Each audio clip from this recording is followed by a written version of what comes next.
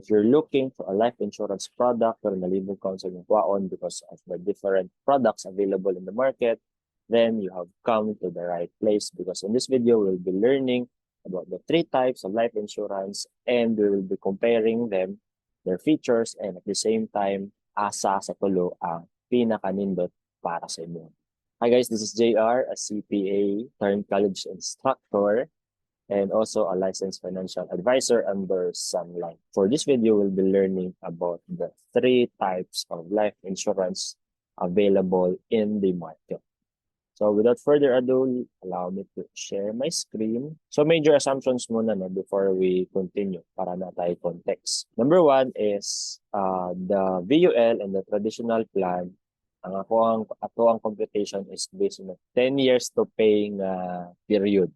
Okay? For the death benefit, both the 3 products will have a death benefit of 2 million pesos. Client, male, 30, non-smoker, that's me. Then for the VUL, we have assumed na there will be no increase or decrease in the fund value, meaning we will just be computing using the amount na set aside for the fund without consideration of mag-increase ba siya or mag-decrease.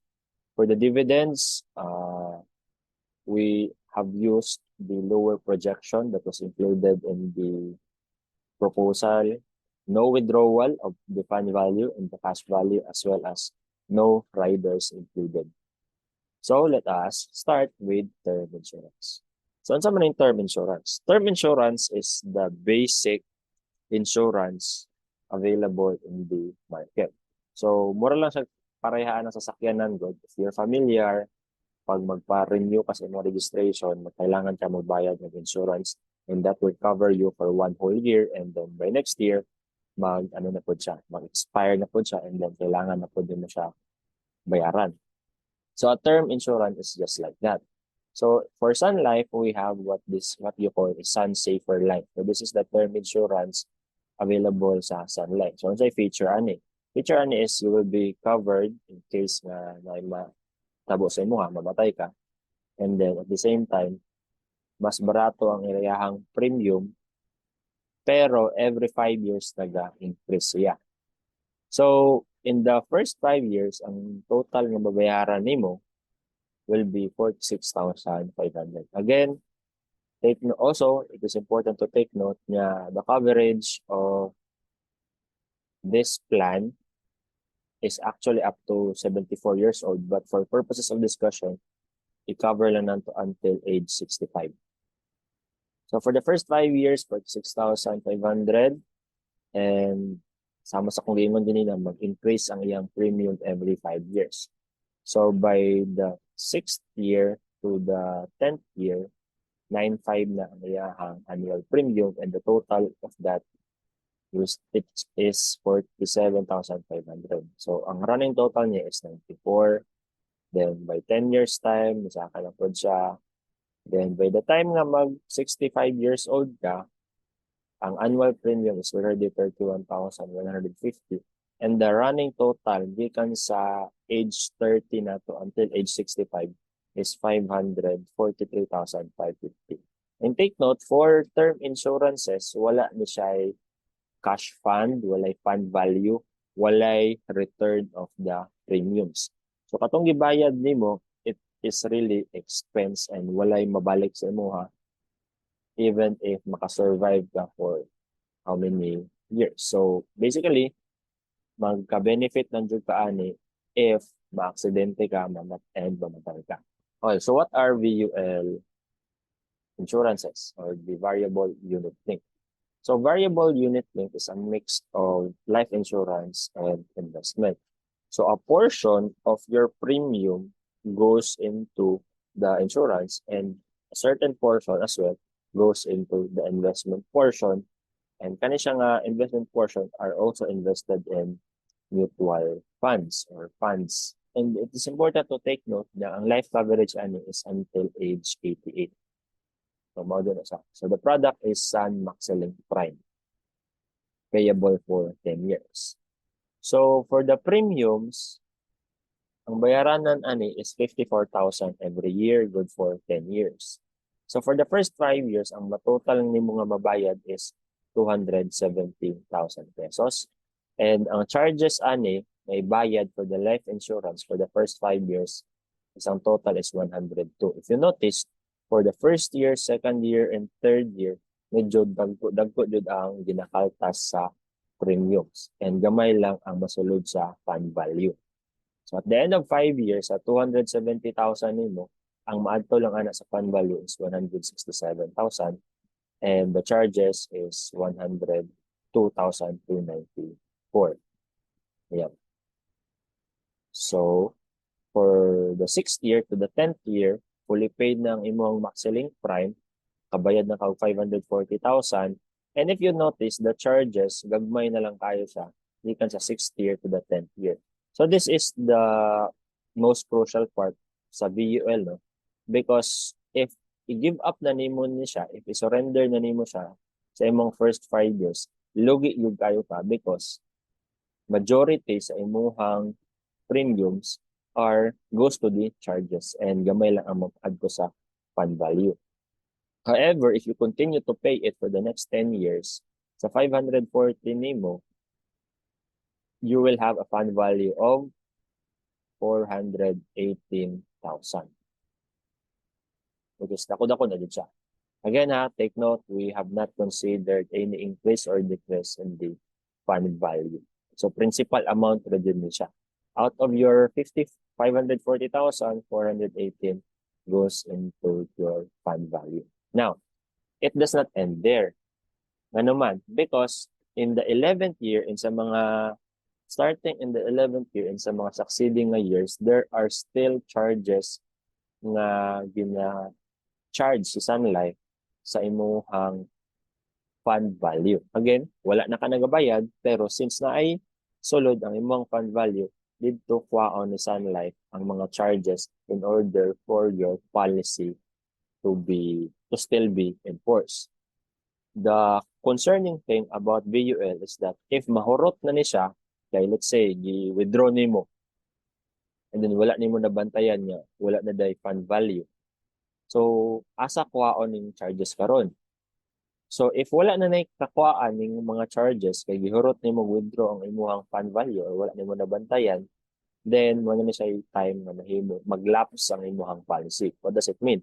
It means nga dili na siya enforced. So, mawala na ang effectivity sa imuhang policy. Therefore, it is important na if VUL ang imong life insurance product, i-monitor jud ang fund value ana. Okay. So in the 11th year to the 15th year, there will be a total of 22,000. So nahitabuan ni sa computation is kaning 22,000 gikuha nato ni siya diri sa 418,000 nga fund value. And then ang mamili na lang is 396. At the end of 20 years, na po additional charges na 34,000. Kaltas na po siya nato dito sa 396. Mo nang mabilin, 361 na lang. And all the way up to age 65. Ika 35th year na sa policy. And on the last 5 years, na ay charges amounting to 105,000. Ikaltas na to sa fund value na pa'y mabilin na 148,000. So again, without any increase and decrease in the fund value, by the age 65 of this policy holder, which is me, pagka 65 years old na ako, I will still have a fund value amounting to 148,369. Assuming na there is no decrease or increase in fund value. Now, let's go to traditional whole life. So, sa traditional whole life, medyo mahal-mahal din siya. And this is actually purely life insurance lang po. So, in the case nga mamatay ang policyholder, then na ay 2 million pesos na mahatag sa beneficiary. So, the annual premium of this whole life insurance, pangalan na is the Sun Smarter Life Classic, is 71,990 every year ni siya. Almost 72,000. However, one feature of this product is na siya ginatawag na guaranteed cash value. Meaning, there is a loanable amount nga pwede nimo there is a value nga pwede nimo ma-loan up to 70 to 80% ang po daw. However, if you surrender your policy by year 3, na ay mabalik sa imuhang 88,860. And you will also be receiving dividends. Unsa man ang dividends? Dividends is a portion of the profit ni Sun Life nga ginahatag sa mga policyholder na participating. Participating because they participate in the profits nga ginahimo, nga gina-generate ni Sun Life every year. Although this is not guaranteed. So at the end of 5 years, ang mabayad na nimo is 359,000. And then you have a cash value of 173 and dividend of 2,033. So by year 5, if i-surrender na nimo ang imong policy, let's say di na ka gusto magbayad, so na kay makuha nga 173,130. However, if gusto lang siya nimo i-loan, then you could get a portion of this money while still having your life insurance in place. By the 10th year, kung man kang bayad, ang total na nabayad nimo is 719,900 and you will already have a cash value of 408,000 and dividends of 15,000. Okay, total living benefit nimo is already 423.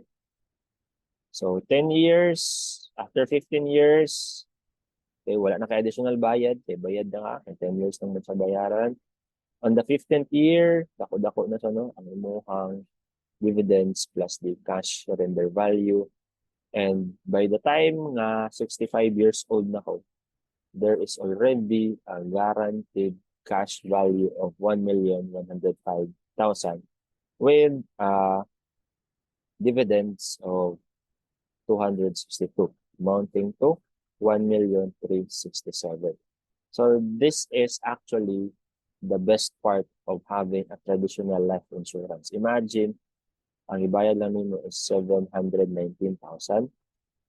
Pero by the time nga mo edad kag 65, na kay makuha nga at most 1,367. So it's really something we can look forward to.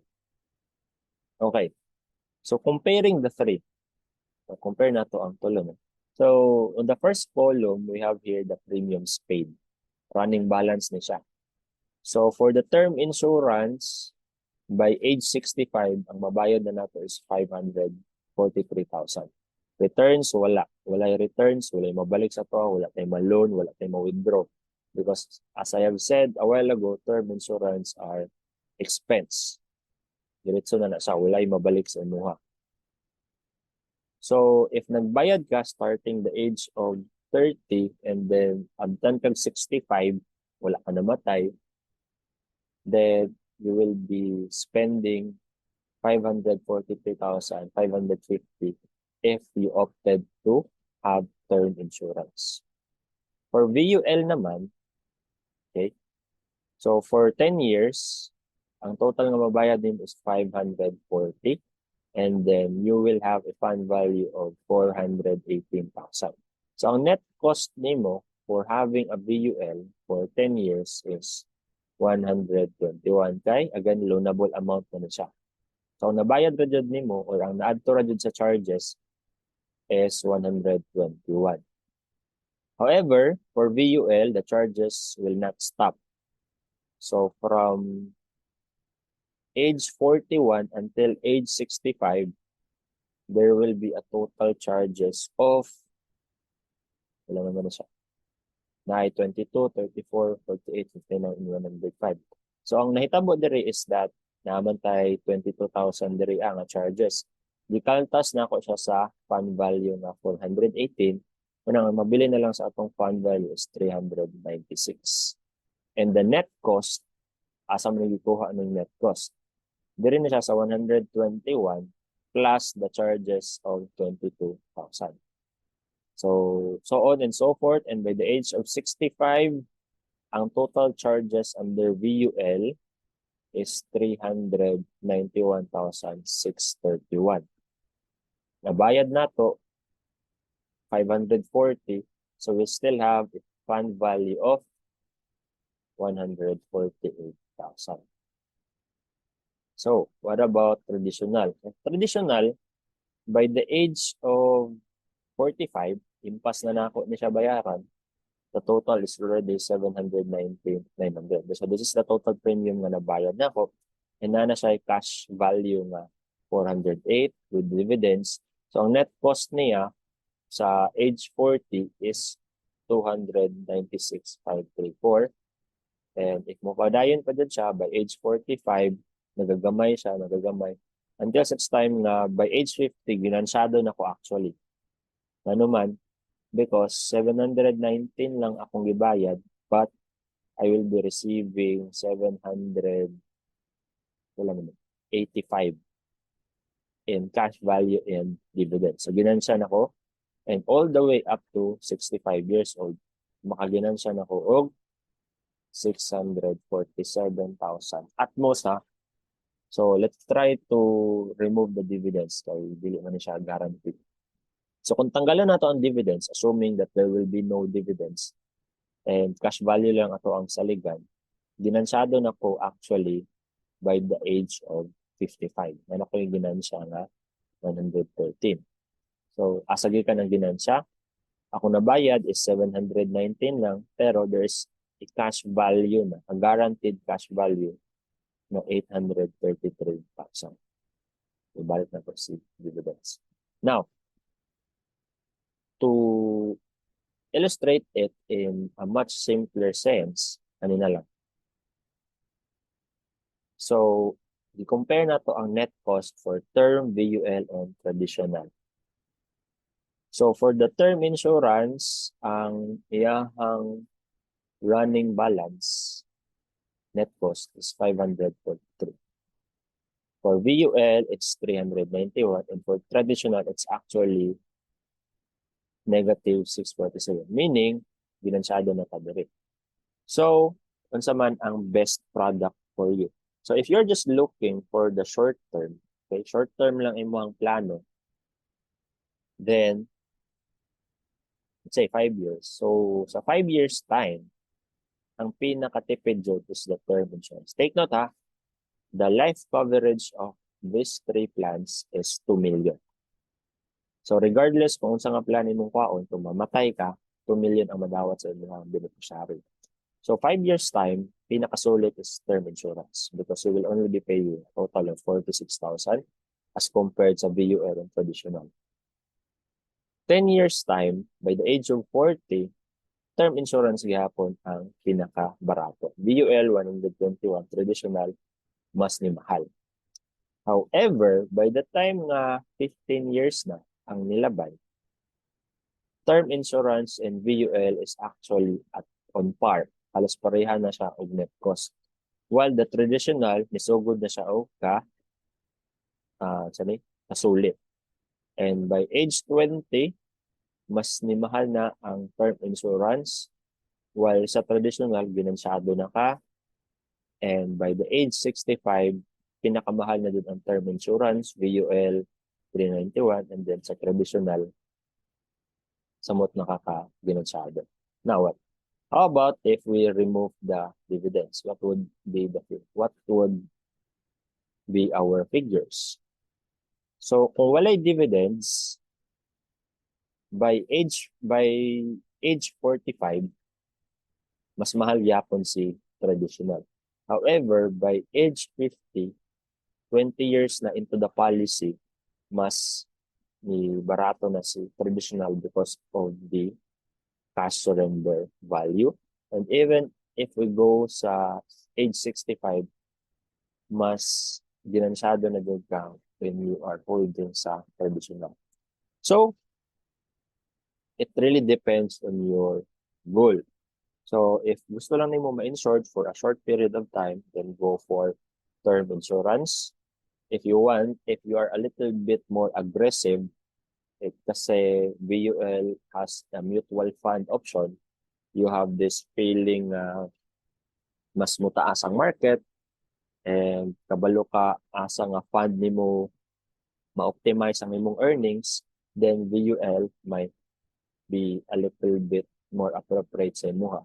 But if you wanted the safer route, safer siya because there is a guaranteed cash value, and at the same time naa kay mas daghan nga kwarta available sa imuha, then you might opt for a traditional life insurance. But take note, it is also important to take note nga in terms of the age of coverage, the term insurance ends at 65 sa ato ang computation. 65 years old. For VUL naman, it's 88 years old. And for traditional, it's 100 years old. So that's also one thing that you want to consider kay mas taas of duration na covered pa under traditional lang. And by the way, if you reach 100 years old and then buhi pa, ay malamang buhi pa jud ka. If you reach 100 years old, mas dako pag yun ang cash value na madawat nimo. Dili lang kay 1 million. Atong pag-check na ko ganina, it's around 6 million na siya by the age of 100. So, I guess that's it.